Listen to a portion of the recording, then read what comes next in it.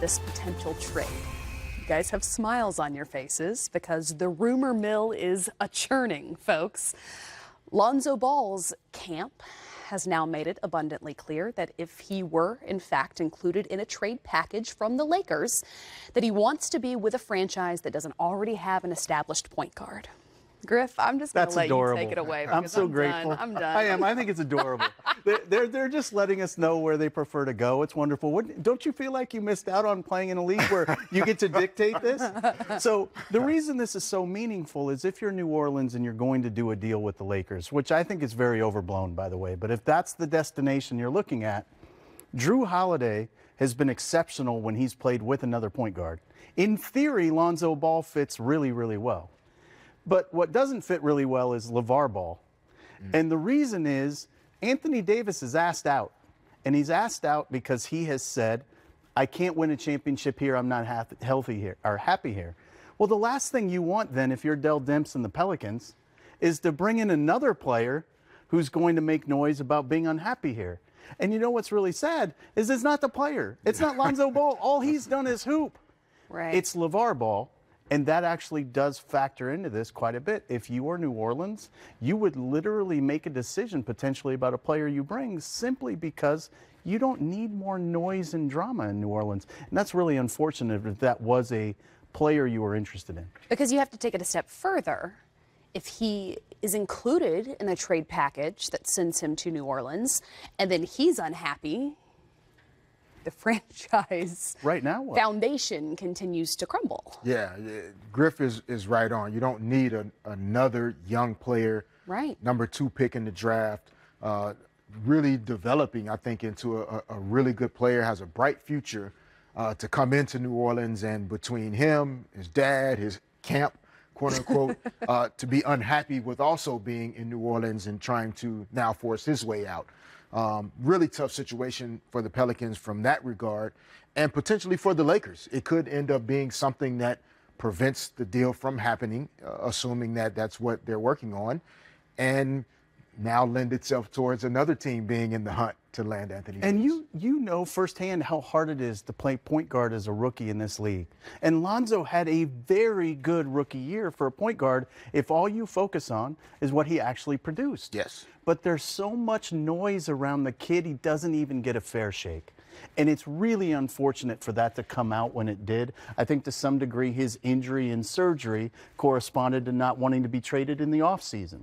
So they've done many things to dictate too much of the outcome for Lonzo off the court. Just leave Lonzo alone and let him dictate outcome on the court, and he can be a very, very key part of a very good team. Griff, as I've scrolled through social media today, the NBA fortunately has many brilliant fans, but also some fans that don't understand why Anthony Davis can't come be part of their team. Will you break that down for the fans of perhaps the Celtics who would like to see him in green?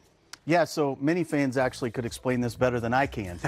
But I think ultimately what it comes down to is the easiest way to put it is Anthony Davis is a designated extension player. That means when he received his rookie extension, he received it as a designated player, which made it so that because he was eligible for additional money, by way of example, he became a Rose Rule player. He qualified for all of the criteria that made it possible to be a Rose Rule player.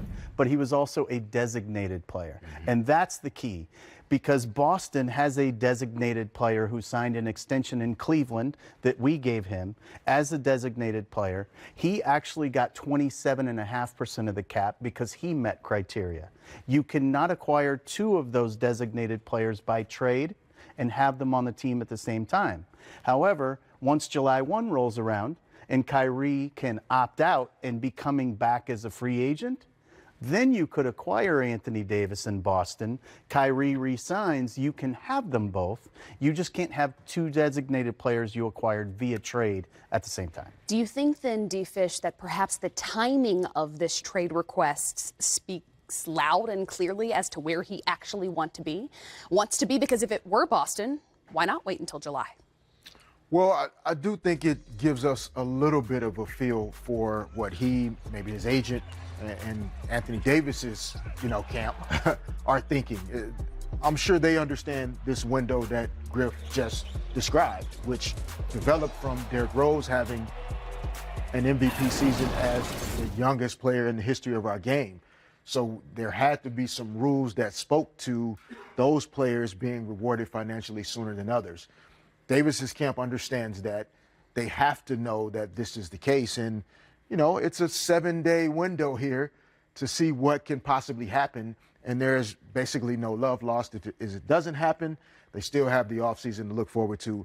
But now everyone knows Anthony Davis' intent is to not re-sign with the Pelicans. And I think everyone assumed that before, but now it's a reality. Well, and I think one of the things that's really revealing in terms of the position that New Orleans is in from a position of power standpoint, when we saw Drew Holiday interviewed, they're not surprised in New Orleans. This is something they've known all year, and they've made it through a very difficult season to this point anyway. So I don't think the gambit of let's put all of the pressure on them for 7 days pays off ultimately, because I think the team itself is so comfortable in the space of AD probably is leaving. And right? I think they knew that. Right, they knew that well, already. But to Anthony Davis's credit, I think he honestly wanted to see what they could accomplish this season. Yeah. And I do think some of the injuries and just the poor timing of some bad play, it left them kind of in a spot where they're just not going to be able to compete in the West. I think he wanted to do that, and now that that's clear, I think he felt like it was time to put it out there. If we take it a step further, is it too soon to say that perhaps 1 month from now, LeBron James could be the longest tenured Laker?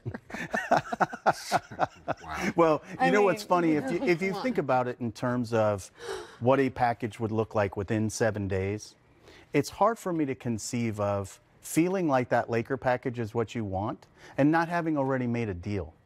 Right? If you're Dell Demps and the Pelicans, that same Laker package has been on the table the whole year in theory, right? So why are these 7 days going to make you be more urgent? I think if you're Dell Demps and the Pelicans, what you need to be is very patient. Yeah. And you need to be mindful of the fact that the offer will get better once Boston gets into the mix. And maybe there's 3 or 4 of those guys that you've wanted that Magic and Rob Pelinka haven't been willing to part with. I don't think you should feel specific pressure relative to this time frame. No way. Ultimately, the leverage you have is that he's under contract for this year and 1 more. And that's really meaningful. He can't opt out until after next season. Right. So for Dell Demp's situation, he doesn't have to have incredible urgency now. He has to make the best deal he can possibly make. And in all likelihood, waiting until the end of the season gives him that opportunity. Well, we're calling it Game Night Monday, which means